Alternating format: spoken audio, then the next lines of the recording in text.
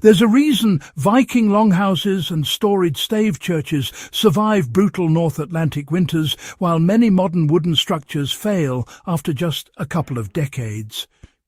These Norse builders had a deeper understanding of wood, weather and moisture than most people today, even with all our chemicals, coatings and engineered lumber. What kept their structures standing wasn't brute strength or luck. It was a deliberate, well-practiced method for creating a natural moisture barrier long before industrial sealants existed. This wasn't a gimmick or a rare trick passed through a single village. It was a widespread practice that protected homes, ships, storage buildings, and even fence posts from rot. By understanding this method today, we can preserve wood longer, keep moisture from destroying our work, and rediscover a piece of ancient knowledge that modern science still struggles to outperform. The method begins with the Viking decision to char the outer layer of wood, creating a burn-hardened shell that moisture cannot penetrate. This technique, often called surface charring or burn shielding, wasn't ceremonial or decorative. It was functional. Vikings used controlled fire to darken and harden the exterior of posts, beams and planks. They knew that heat alters wood fibres in a way that closes the pores, stiffens the grain, and creates a hydrophobic layer that sheds water instead of absorbing it. The charred surface also repelled insects, fungi, and bacteria, organisms that normally seek out the soft, nutrient-rich outer layer of sapwood. Long before the Japanese technique known today as shōsugi-ban became popular, the Vikings were doing something very similar. Archaeological evidence from Scandinavia shows posts and support beams with deliberate charring marks, preserved in earth, bogs, or under medieval structures. A modern woodworker can use this exact technique by lightly torching exterior siding, posts, garden beds and fence beams. The key is to blacken the surface evenly, brush away loose soot, and let the hardened shell remain intact. For many outdoor applications, it outperforms commercial sealants and requires no chemical upkeep. Now, the second part of the Viking moisture barrier was to combine the charred layer with natural oils that penetrated the wood beneath it. Charring alone creates a shell, but the Vikings strengthened the method by rubbing animal fats, fish oils, or pine-derived resins into the warm, heat-opened grain. The combination of carbon on the surface and oils within the first few millimeters of wood created a dual resistance. The exterior repelled water while the underlying fibers remained flexible and nourished, preventing cracking. We know this because preserved Viking artifacts, planks, tool handles and fragments of structural posts carry both char and oil residues. These weren't accidental. They were applied deliberately, often before installation.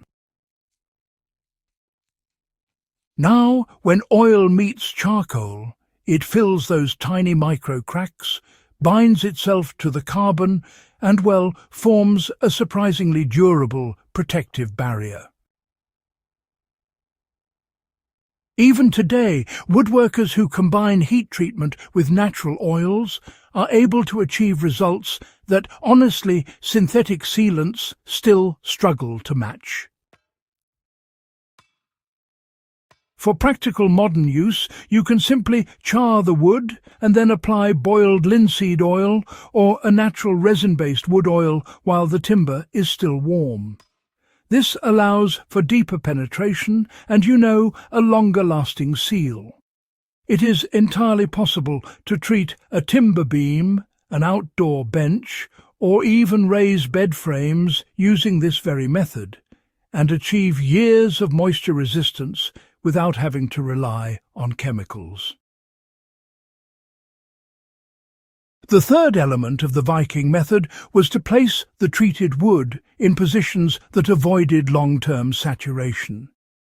The Vikings knew that even the best moisture barrier fails if wood sits in standing water.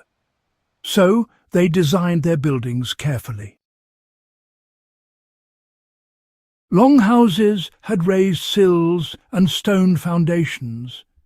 Fence posts were buried in gravel or sand rather than raw soil. Roof lines extended outward to push rain away from the structure. Their moisture barrier method was part preservation, part architectural logic. A charred post driven into clay will still rot, but a charred post set on compacted gravel will last significantly longer. By combining the burn oil method with smart positioning, the Vikings extended the lifespan of structural wood, even in environments where rainfall was, relentless. This same approach applies beautifully today. Using gravel drainage around fence posts, elevating wooden structures with stone blocks, and allowing air circulation beneath wooden floors are all ways to enhance the moisture barrier. The Vikings didn't rely solely on coating wood. They used design to keep moisture moving, not sitting. The final component was, patience in drying and seasoning the wood before applying any treatment. Viking timber was rarely used fresh. Instead, they left beams to season under shelter, allowing natural air currents to, reduce internal moisture content. By contrast, modern builders often use wet lumber that later twists, cracks, or exposes fresh fibres that moisture can exploit. A modern application of this principle is, actually quite simple. Let your lumber dry for several weeks before treating it.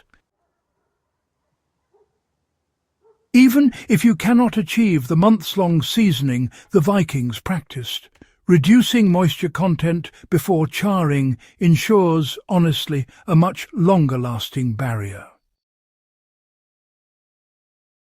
If exploring this Viking preservation method has, deepened your respect for ancient engineering and the unmatched practical wisdom of early craftsmen, make sure to subscribe to Echoes of Valor for more historically grounded techniques that still outperform many modern solutions. Share this guide with anyone who works with wood, builds outdoors, or simply appreciates knowledge that has stood the test of 1,000 storms. The Vikings left us more than stories. They left methods that still work, and it's time to bring them back into practice.